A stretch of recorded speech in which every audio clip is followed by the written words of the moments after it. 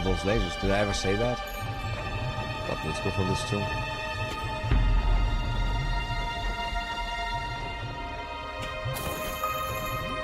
That's funny, I didn't know that works. How about earthquake now? How about some earthquake?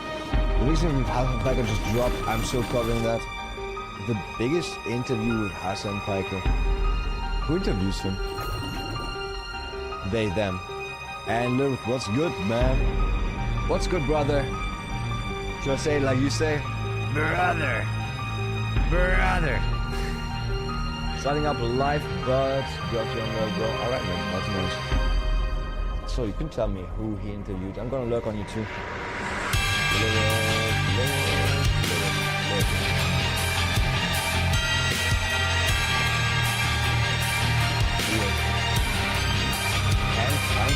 Oh, did you rename yourself? Did you make a new account? Why did you make a new account? Or is it just renamed? No, it's renamed, right?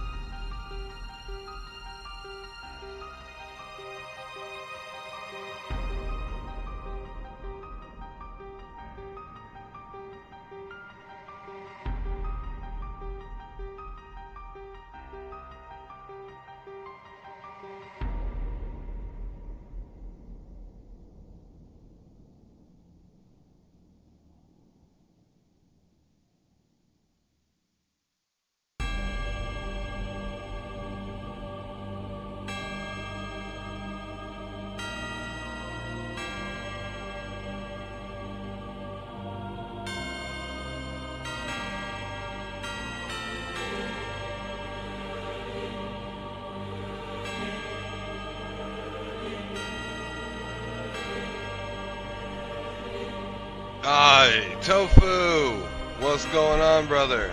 Doing a mic check. Let's see if YouTube is usually way louder than me. Okay. How do I sound in comparison to the music here?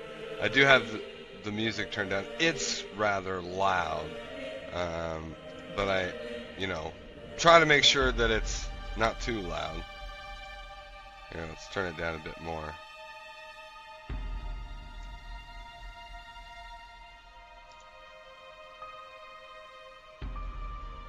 Alright, so, how do I, let's do a quick test, since I am tuned in now. Let's turn off the starting soon banner, and turn off the music, and try the comparison with,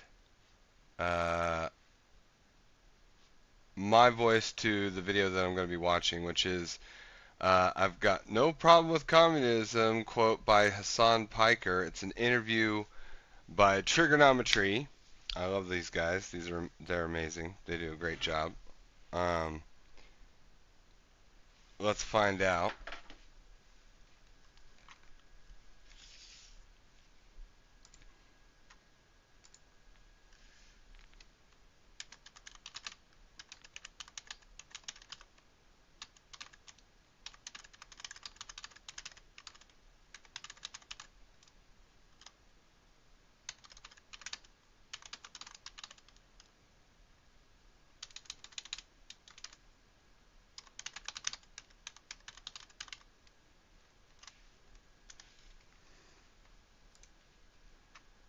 Alright.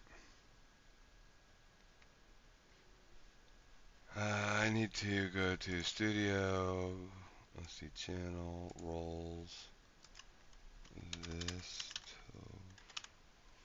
There we go.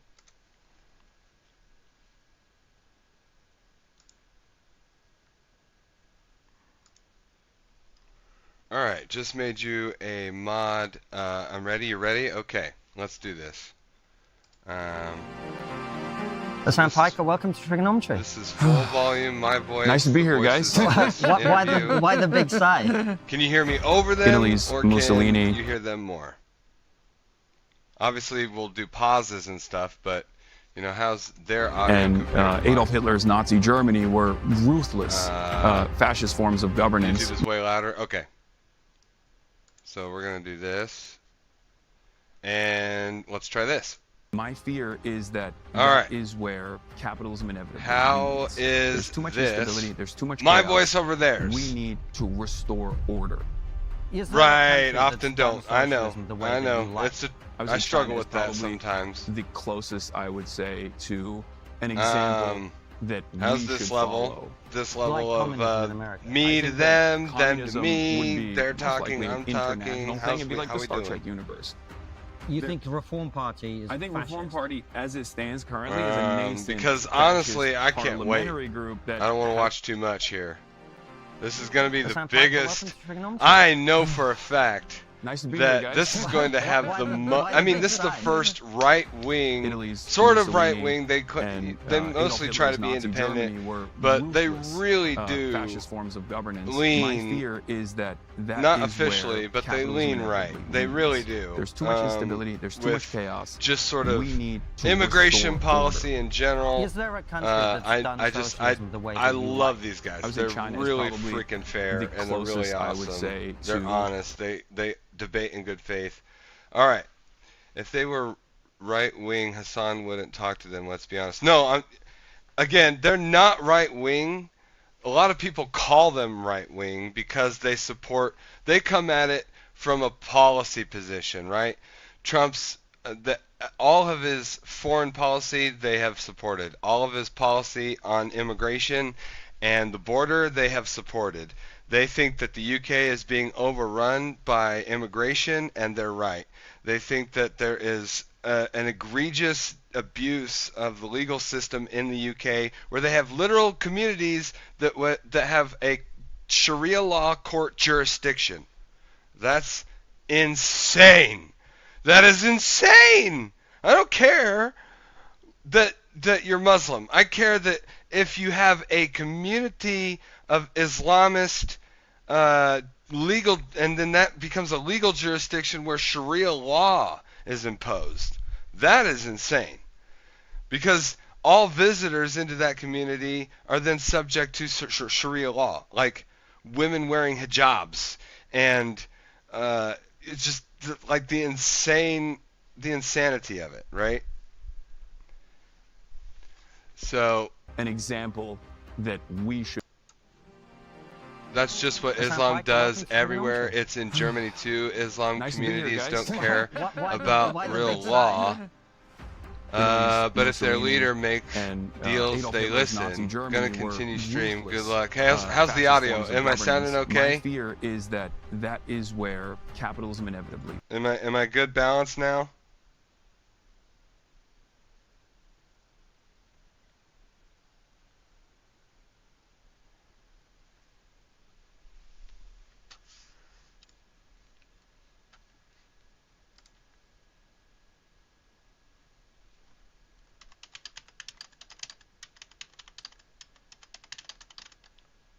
I made the adjustment. All right.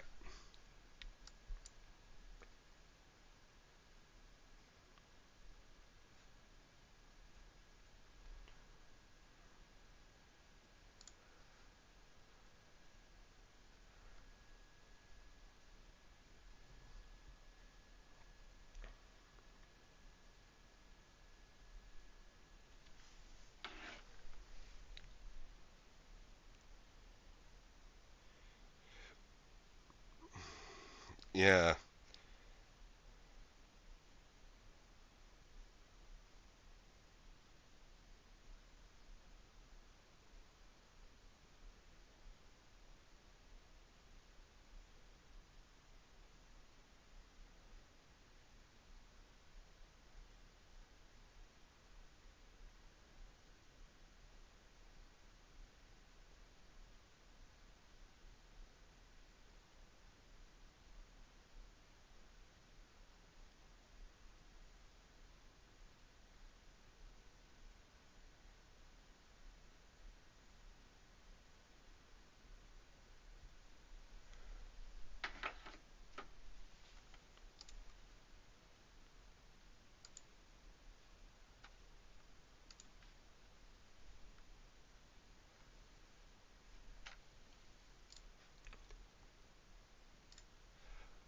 Hey YouTube, welcome back to another video. This is me reacting to Trigonometry, and they are fantastic. I love what they do. I've listened to a lot of their podcasts. This is the biggest Hasan interview that I think has ever dropped, in terms of being in front of what is largely, I would assume, I can only assume, and what most would say, is a conservative audience. Even though these are very fair, very independent thinkers, they're extremely good at what they do in terms of all of that stuff. They are extremely supportive of, say, for example, for the most part, Trump's foreign policy. They're on the fence about the cartels. They are supportive of the border policy. They're supportive of the immigration policy. They think that the UK, they live in the UK, and they think that the UK has a massive immigration issue and a problem with radical Islamist communities where Sharia law is literally enforced. They have jurisdictions there in the UK. That's insane. But so when it comes to support for Israel, again, they are very, very, very moderate. They are the middle position. They're not right or left, I would say. I wouldn't say they're pro-Israel, and I wouldn't say they're pro-Palestine. They're just very fair. They're anti-Hamas, though, to be sure. Maybe some people, like Hasan, would call that leaning right, but it's not. It's just anti-terrorism. And Hassan is pro-terrorism. So I am extremely excited to do this interview and to cover it. I can't wait to see what happens. So let's get into it. HASAN PIKER, welcome to Trigonometry. Nice to be here, guys. Why the big sigh? Italy's Mussolini and Adolf Hitler's Nazi Germany were ruthless fascist forms of governance. My fear is that that is where capitalism inevitably leads. There's too much instability, there's too much chaos. We need to restore order. Is there a country that's done socialism the way that you like? I would say China is probably the closest, I would say, to an example that we should follow. Like communism in America? I think that communism would be most likely an international thing. It'd be like the Star Trek universe. You think the Reform Party is I think fascist? Reform Party, as it stands currently, is a nascent fascist parliamentary group that hasn't reached its full potential yet. Relax, relax. This isn't an ad. If you're not a fan of ads but love trigonometry, join the thousands of trigonometry members who get extended interviews, no ads, early access, and the ability to submit questions for upcoming guests. Sign up now at triggerpod.co.uk or click the link in the description of this episode. HASAN PIKER, welcome to Trigonometry. Nice to be here, guys.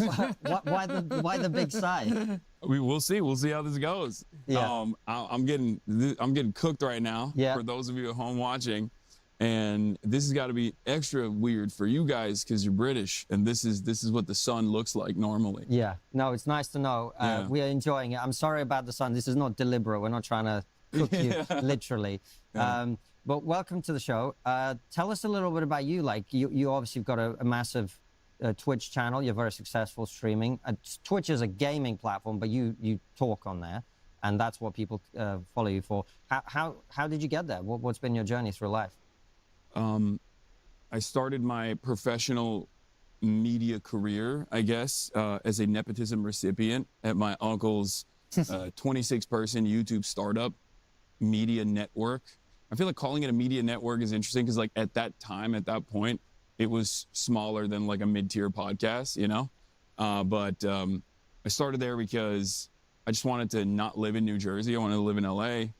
And that's where the Young Turks headquarters were. And I, much like virtually all of my peers, came out of college with a double major, great marks, and no job prospects whatsoever. So I was like, all right, I'll just start off my journey here, and it'll allow me to be in LA, where I want to be. I think he's nervous. I genuinely think that the guy is nervous just being here, in my view. I think that he is extremely anti-Semitic. He's pro-terrorist. He supports terrorism on his platform, on his streams, on his clips, on his YouTube. He is the quintessential far left of the CCP that you could ever hope to expect from an Islamist extremist and the Communist Chinese Party of China, but not so much left that he embraces because, again, he's radical Islamist, that he supports gay rights, trans rights. That's all a front. That's all a show. It's not honest. It's not in any way genuine. It's against his religious beliefs, and he believes that anybody who is an infidel, a non-Muslim, should be either converted or killed. That's his core fundamental belief. That's his faith. That's what he believes in his heart. I am convinced of that. He will never say that, but that is what I believe wholeheartedly in my heart that he believes. And I see absolutely nothing but evidence to support that. But let's see. Right? And slowly but surely, I worked my way through the ranks there, offering a lot of free work, just as a fill-in producer or fill-in guest host whenever, someone didn't show up, they were sick or something, while I was actually doing the advertisement stuff on the back end. I was basically the singular advertisement operations person. Not only was I creating client lists, but doing cold calls, trying to get DR campaigns going for the Young Turks and like fill the inventory of the Young Turks with some brand names that I think everyone is now familiar with, like Squarespace. And Yeah, things. he's talking about the Young Turks. Young Turks is started out as an alternative media organization. They are upfront most of the time about their partisan beliefs. They'll tell you their opinions are a partisan political leftist ideology. That is where they come from. They're most of the time honest about that. Uh, it is also one that is founded and run by one of its, well, it's run and hosted by one of its founders and biggest proponents of it by Cenk Uygur. And Cenk Uygur is the uncle of Hasan Piker. I believe Cenk Uygur is just as radical as his nephew. He is far more intelligent, far more discreet, and far more dishonest about those views in public. However, there's plenty of evidence out there, easily, especially as anti-Israel and anti-Jewish rhetoric, that is obviously in full view and full support of the idea that he is actually, in fact, more in support of radical Islamist ideology, morally speaking. He may profess to be no longer a follower of Islam. He's non-religious, he says. But he was raised that way. He believed that way for a long time. And even for Christians that no longer believe in the faith, and this is something I don't necessarily believe he is actually being honest in or truthful about, whether he's a believer or not. But I do believe that he was raised with that fundamental moral compass. And I think radical Islam is evil. It is evil incarnate. There's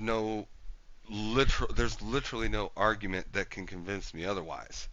They truly believe that any non-Muslim should be killed or converted, and you're an enemy. You're evil if you're a Christian, if you're secular, if you're they are antithetical to human life unless you're a Muslim jihadist, basically. That is radical Islam. Not all Muslims are like this, of course.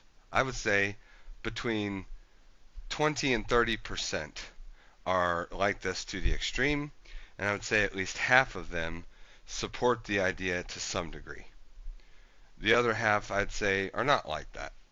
It depends on which denomination they are, what country they live in, but for the most part, I think that Islam does have a very large, not insignificant, and potentially half of its population radical side that is because of what the Quran says, and that's all the same in every denomination. It's not changed any words regardless of denomination. The Quran is always the same, and those verses clearly mandate death and destruction on so many levels. So now it's a big whole thing about interpretation as to why some Muslims are not radical, but again, To that nature, that was a big client. That's where I think anyway, that's all a rant to say. Cenk Uygur, I believe, comes from a moral compass of Islam. And you just, when it's not people or Muslims that you have to hold with a degree of speculation or scrutiny, it's ideology. Okay, and Islam is one of those ideologies that you have to hold to high scrutiny, period, because it can be an extreme radical threat. Initially, but I hated it, and I thought, I think I could do better if I were on an on-camera position, and so, but the problem was I was horrible. on camera at first. And I just kept going through it. My girlfriend at the time was like a model trying to become an actress. She was like, one of us has to actually work. And she was like, you should keep doing the advertising stuff to make money so that I can be, a model, an actress, whatever. And I was like, okay. And even a bunch of my friends were like, maybe you should stop doing this on camera stuff. You're not very good at it. And I was like, no, I'm going to keep going. I'm going to keep doing it because eventually I'll get better at it. And I guess over the years, I did get somewhat better at it. But while I was at the Young Turks, I was doing all this stuff. I set up the show called The Breakdown. It was very successful because it aligned perfectly with the Facebook algorithm turning on the faucet for video content. This was when everyone was doing the pivot to video, BuzzFeed and all these other places. There's a company called Upworthy. I don't know if you guys recall. Way back in the day, they were getting like tens of millions of views a week, and my videos were getting like 30 million views a week. I was contesting Tommy Lauren's right-wing commentary at the time, and that was when I first made a name for myself, I guess, as a leftist political commentator. But I wanted something more. I wanted something that I could call my own. I wanted to there as well. And I decided I'm just going to strap on a PlayStation camera onto my PlayStation 4 at the time and start live broadcasting and while I play Fortnite. And I have a bunch of other friends who are journalists, activists, organizers, and whatnot that I play Fortnite with anyway. So we'll just talk about political issues while I do this. Now, there's a couple different reasons why I did that. Like I said, one, because I wanted to have something of my own, a media property of my own. The other reason was because I recognized that the gaming side of things, like the gaming culture side of that space, was heavily dominated by right-wing commentary, whereas gamers were much more diverse in their opinion, myself included. And I wanted to present an alternative. I also wanted to go against the grain because at the time, we're talking like. I think that is, so far as gaming goes, a fair analysis of diverse opinions and in gaming communities as far as gamers go. I think that's true. That's just an objective fact that I think that you really just can't argue against. So, I mean, I guess you could say he's stating the obvious, but still, again, moderately intelligently here, he's just,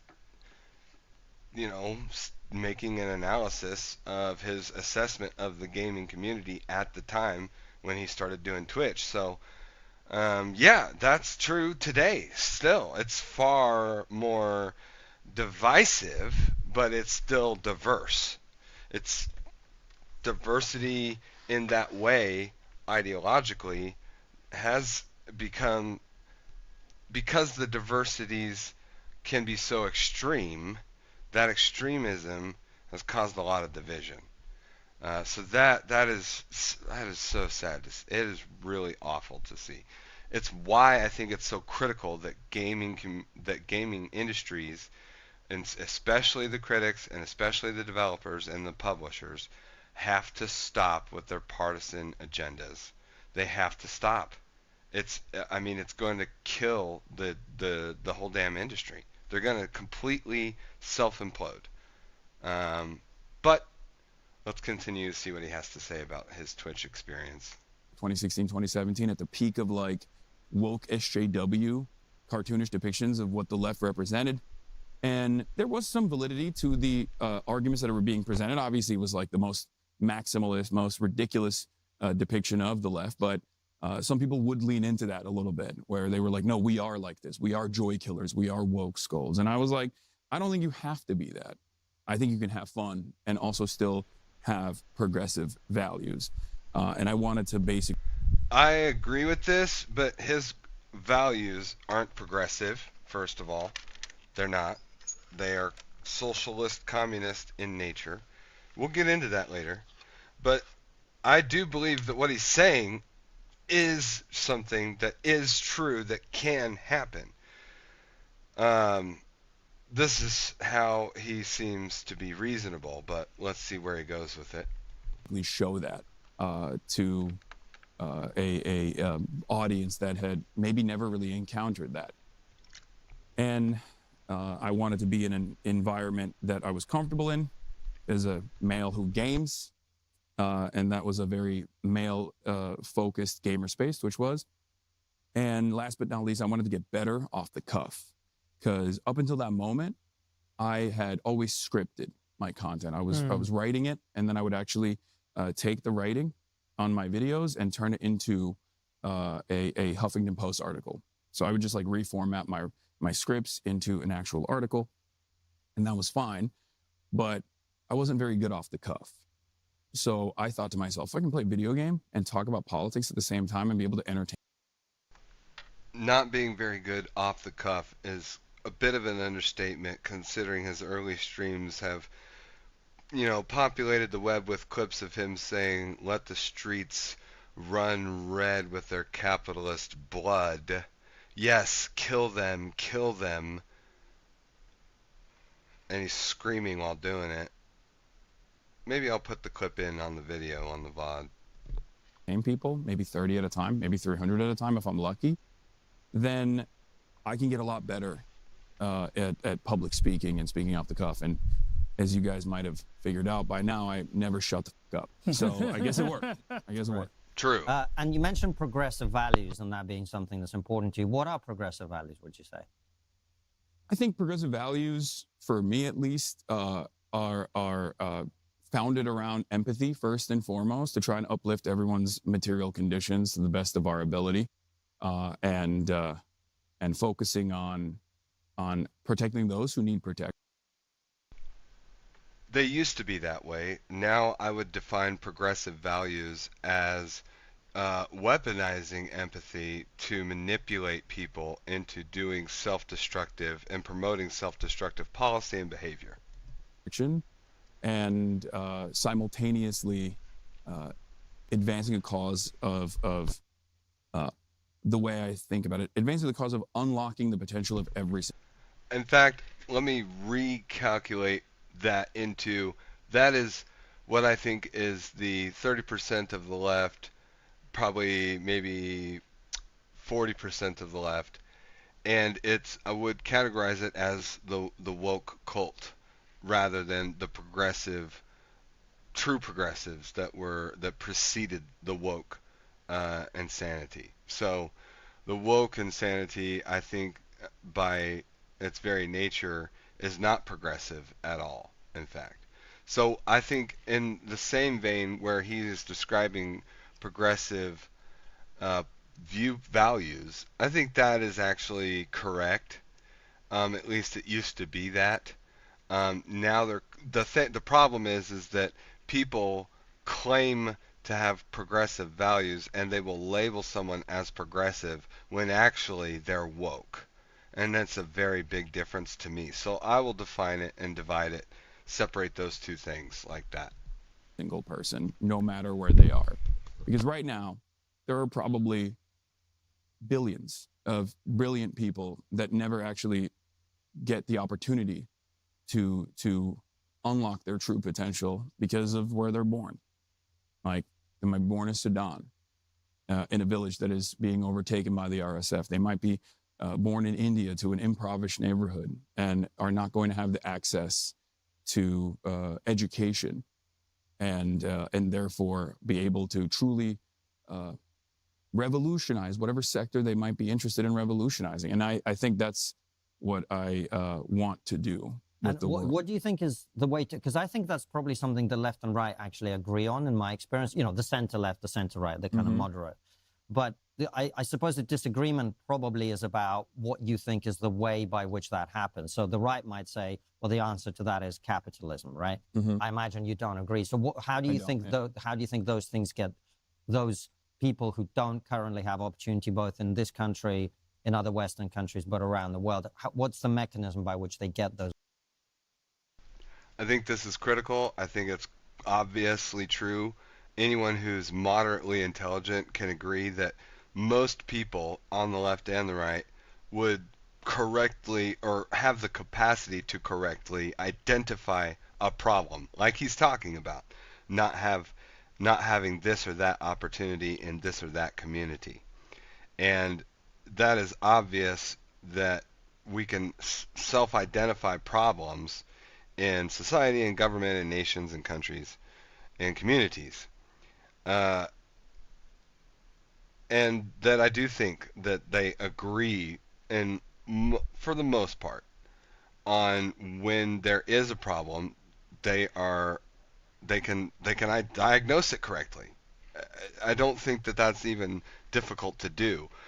What is more difficult to do is the solutions that each side tries to provide, and they do disagree on that, vehemently disagree. So let's see how he responds to this. Opportunities. I think creating a robust base of support, like a minimum a minimum social safety net for all, is the way to do it. And there are many different ways of achieving that result. I don't think capitalism has been able to do that. What I mean by that is capitalism still revolves around the inherent contradiction of at its most reductive way to put it, someone's got to clean the toilet. And in an effort to make sure that there is always going to be people that are wage laborers, there is this dynamic where we can't advance humanity too much. This plays itself out in the international scale in unequal exchange, where if we were to allow a lot of the third world to develop to a certain degree, then things would be far too costly. We wouldn't get the cheap materials and the cheap natural resources that we need to extract so that we can have an iPhone for the reasonable price of $500. Or, I mean, even that's increasing now. I personally think that...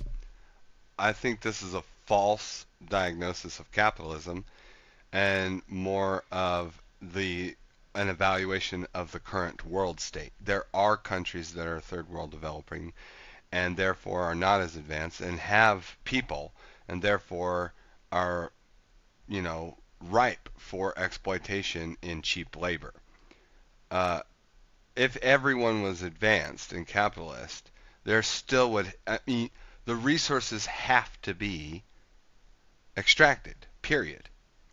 So, it would still have to be done. Like, obviously, wages in that society of that global view of every country is as advanced economically, technologically, somewhat on par with, say, China, Russia, United States, even though the United States is a cut above.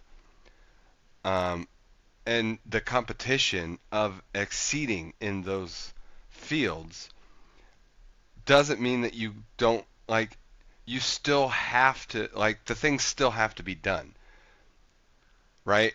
So, sure, it would mean that we would not be able to then exploit what is ripe in third world countries as far as cheap labor. We would just employ higher wage extraction here, and yeah, sure, that would cause prices to go up. But again, those paid laborers are then able to make purchases with higher wages.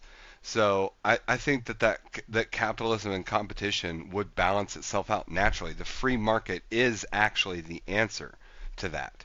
I mean, it literally is. So just because there is a reality of exploitation and cheap labor in third world countries doesn't mean that if that didn't exist, capitalism wouldn't work. In fact, it is the opposite. It would thrive even more. That's my position. If we were to do that, by stopping our endless and needless and cruel militarism in the global South, and allow these places to develop, extend an open hand to them, that we would allow society to flourish in ways that we previously have not foreseen. Yes, and extend an open hand, in his view, would literally build a welfare state so large it would self-destruct. And that is, let you not be misguided here. Hassan wants the fall and the destruction of capitalism first and foremost, and who is the champion of capitalism? It's the United States of America. He wants the destruction of our country. He would build a welfare, if he could, he would build a welfare state so bloated that it would prop up all these other countries, destroy and bring us down, and then we would have literally no influence ideologically around the world. And it is our massive position as a great power, the greatest power, that gives us the privilege to be able to influence ideology around the world. And that ideology is freedom of equality and capitalism, right? Freedom of equal opportunity, freedom of the individualist responsibility and work ethic and competing. Competition builds and it drives prices down, and it builds character. It creates the best in us, in people. It does. It naturally produces the very best results.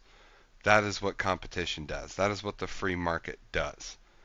Not always, because there are exploitations and loopholes, but again, if we can't first get them in a state, right, that is ideologically aligned with the United States, then they should not be propped up, period. And he would prop up everybody around the world with a huge welfare state, especially radical Islamist Middle Eastern countries that are not as developed, especially like Iraq and Afghanistan and Pakistan.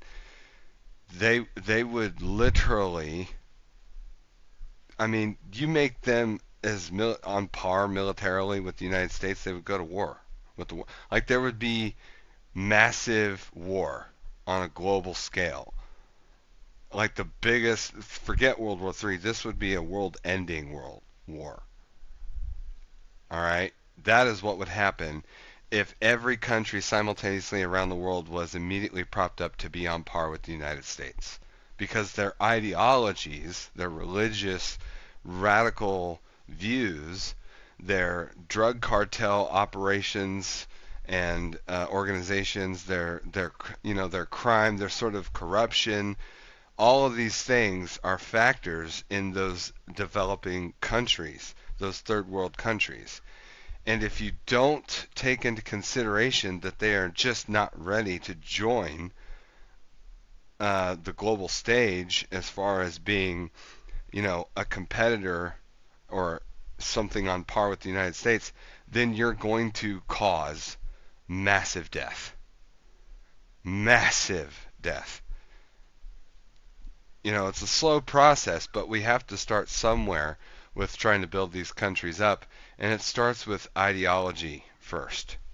It starts with teaching in education, not with radical communist, socialist, and woke ideology like the Department of Education did under Biden, but with literal understandings of people are all created equal, that everyone should have the right to opportunity, and that the free market and competition is what grants that, builds that, and produces that. Fundamentally. It is our Constitution that sets out a set of values and belief systems that make this country the greatest and most powerful country in the world. It's proof. We are powerful because of capitalism, because of the free market. It is the big wealth creator for everybody, if done right. It's not always done right, but if it was, it would be. And it is, and it has been. And we're proof. I guess That is going to be the end of part 1 recording. For the YouTube side, we're going to be still streaming live on YouTube and Kick. So tune into part 2. I don't know when that will roll out. But I hope you enjoyed. Like and subscribe. We'll see you on part 2 of this interview. Alright guys, moving on to the next part of the recording. Your point about cleaning Let's is do that we previously have not foreseen. Alright, right here is where we'll start. Hey guys, welcome to part 2 of the biggest HASAN interview ever dropped by Trigonometry. Last time we covered a lot of different things. I talked a lot. I'm going to try to do a little bit less of that, a little bit more listening, and we'll see where we get with it. I guess your point about cleaning toilets is interesting because something we've addressed a lot on this trip with guests right, left, center, etc., is the incredible wealth inequality and the speed at which the gap is, that's growing. There's a big problem. People on the right don't want to admit it, and it's true. But on the other hand, someone is always going to have to clean the toilets, right? Like, we have a pretty big safety net in the UK, and what that's mainly done is trapped a lot of people in a place where they don't have to work, and they therefore don't. And also, you talk about, importing people from other countries to work for less. Kind of the consequence of that is it suppresses wages for the people in the country as well. So who would clean the toilets if we... So, great question. Let me address the wage depression aspect of this, because this is the one area where sometimes I hear Tucker Carlson talk about it, and there's like some nuggets of truth in there. Because yes, importing labor into the country will always depress wages in the absence of good regulation. And good regulation in that format would be demanding wage parity, and also not creating any other external factors that actually cause you to have a more servile labor force. What I mean by this is I want to use the example of H-1B visas. The reason why H-1B visa system exists on paper is because there are certain highly skilled positions that, as it stands, our American companies are unable to fulfill. They're not able to fill those roles with the domestic labor force, right? That's the on paper. In practice, of course, it creates a more pliable labor force that you're bringing in, oftentimes from highly skilled countries that are still desperate, even if there is higher wages on average on the H-1B visa program, because if you lose your job, you get deported.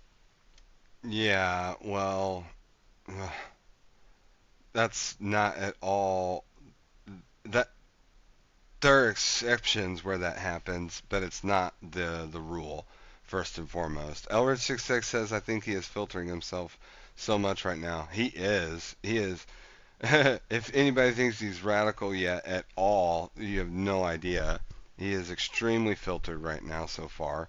But, you got to start somewhere, start soft, ease them into the communist indoctrination, right? But let's see where he goes from here.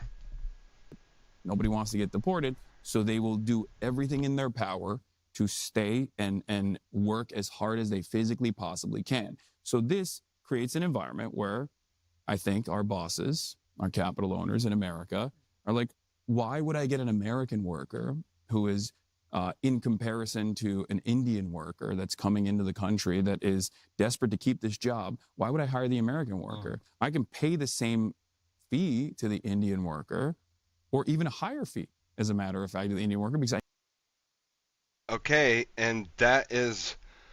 Okay, if this is really his position, then he should love Trump's position on the Trump Gold Card.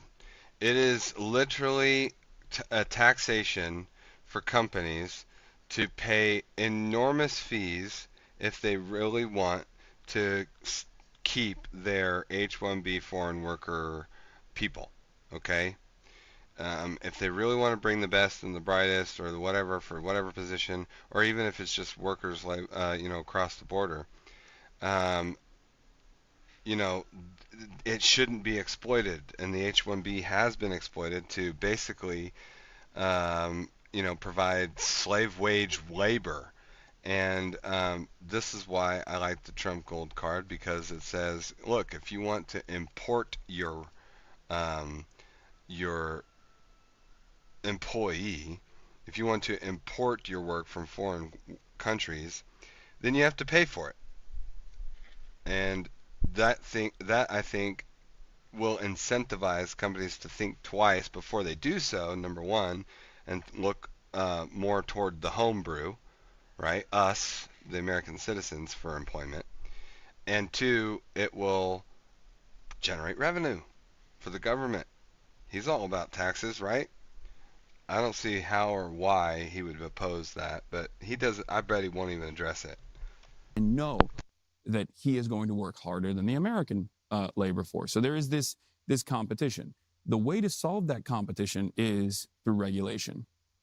If the workers that were coming in from poorer countries were coming in with the knowledge that they are not going to be immediately deported, for example, and they have wage parity with the domestic labor force, this would actually make American companies think twice before hiring someone just as a replacement for the American worker, because they wouldn't get any additional benefits as a boss.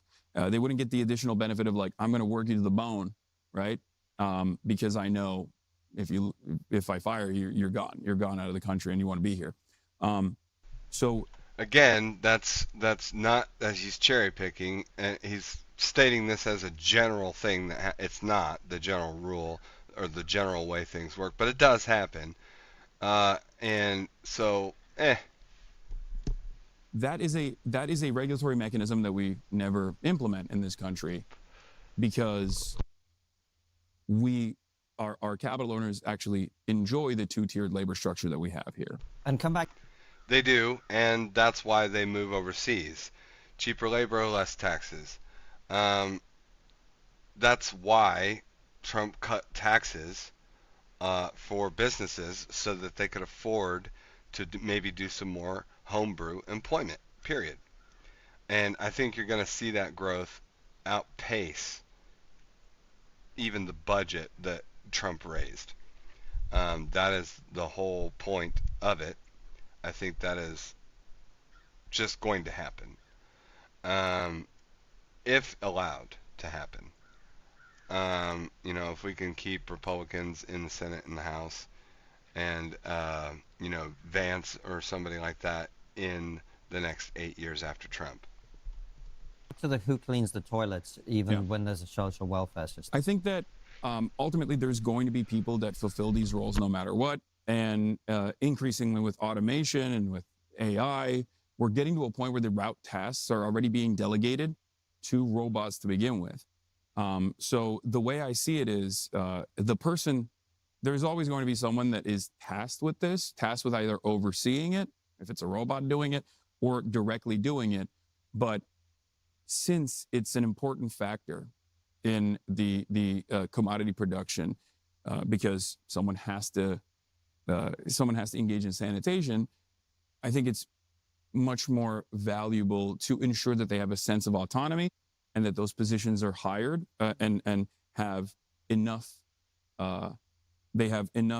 replacement labor force so that they do less hours in general and still get a decent amount of pay, and so that they can still feel human and have some sense of autonomy in the labor force, where they can do that job and still make an honest living and be able to feed their family, and also have some free time on the side to pursue whatever hobbies they want to pursue. So the way to achieve that would be like what, a really high minimum wage, or like what's the way to get there? Like, because I agree with the idea that people who are working every kind of job should have free time and make a good living.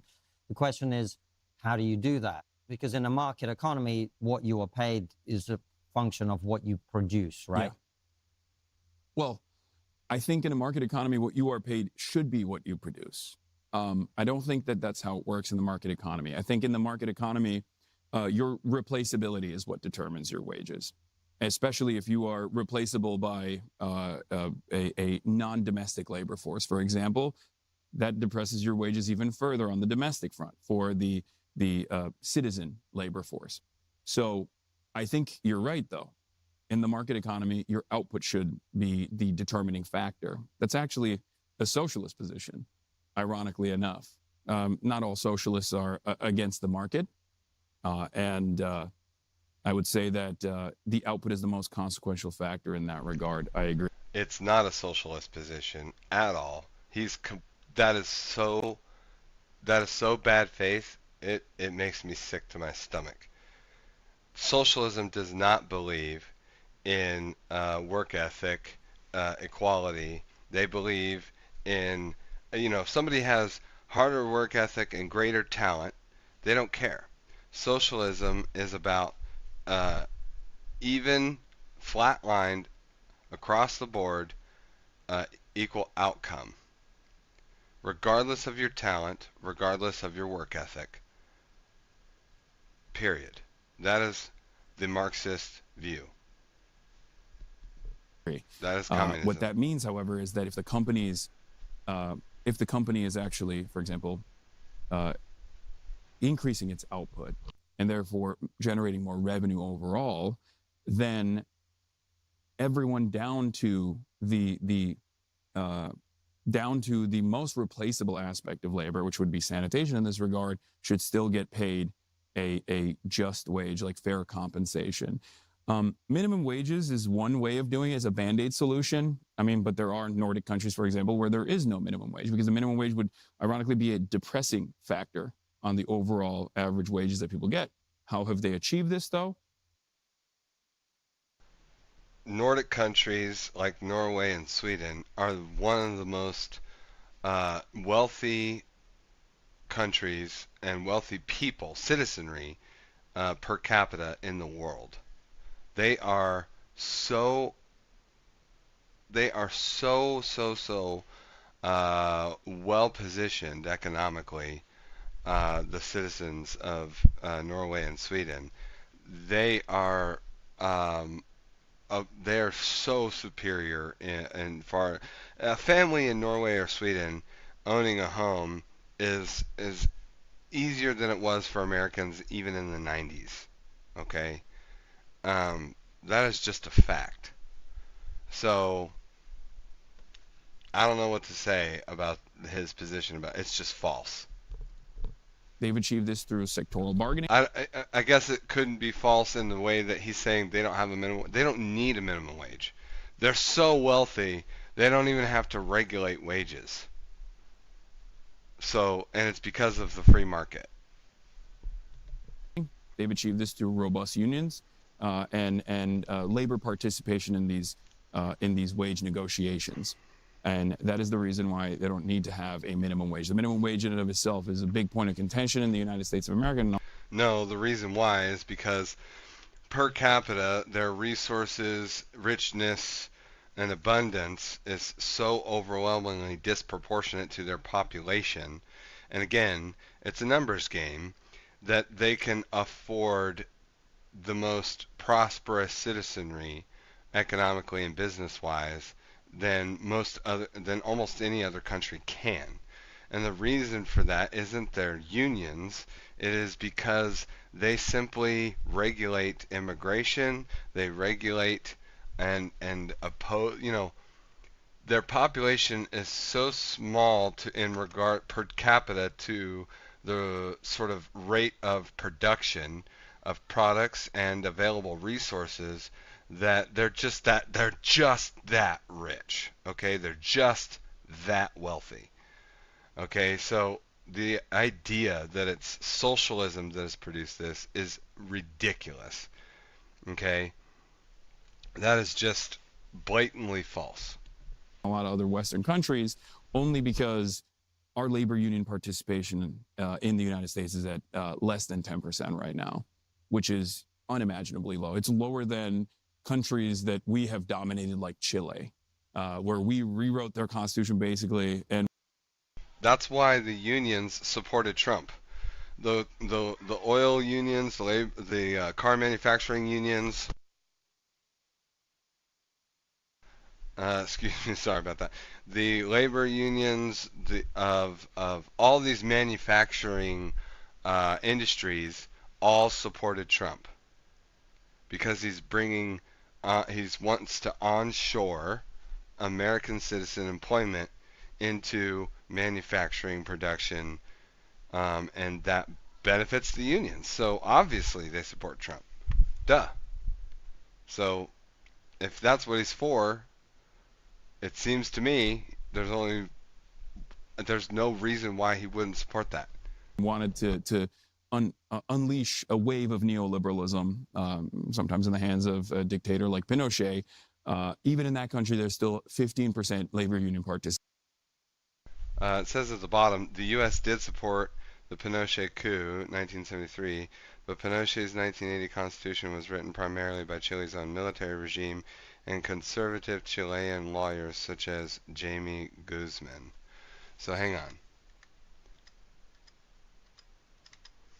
Is a big point of contention in the United States of America and a lot of other Western countries, only because our labor union participation in the United States is at less than 10% right now, which is unimaginably low. It's lower than countries that we have dominated, like Chile, where we rewrote their constitution basically and wanted to unleash a wave of neoliberalism, sometimes in the hands of a dictator like Pinochet. And so they're correcting the record with his obvious propagandizing claim, because it's obvious that isn't true. You got to be careful with this guy. Even in that country, there's still 15% labor union participation, so it's still higher than the United States of America, which is crazy to me. If you've been following the immigration debate, you'll... Okay, I think that's a perfect spot to call it for part 2. This is going to be a long series, so do tune in, like, and subscribe. The biggest interview of HASAN PIKER ever, as far as a moderate to conservative leaning audience, and we will see you again in part 3. We are also doing this live, so definitely follow me on Kick. Go check out what I'm doing when I'm live streaming. I also live stream on YouTube, so this will be a full VOD there, and we'll see you in the next one. Thanks, guys. Have a good one.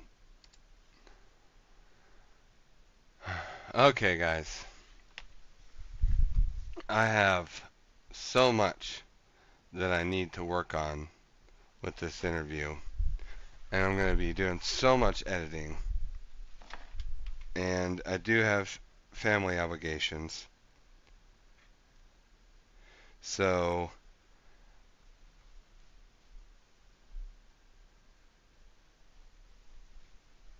let me see what I can do here. I think we might have to call it there. Yeah, because I just have family obligations and all that stuff. So I hope you all enjoyed the stream. Hope you all liked what I've done here today. And we'll see you guys next time. And until then, peace. We are going to raid out to Tofu. Definitely give him a follow. And we'll see you next time, guys. Everybody, I really hope you enjoyed the stream. Thanks again.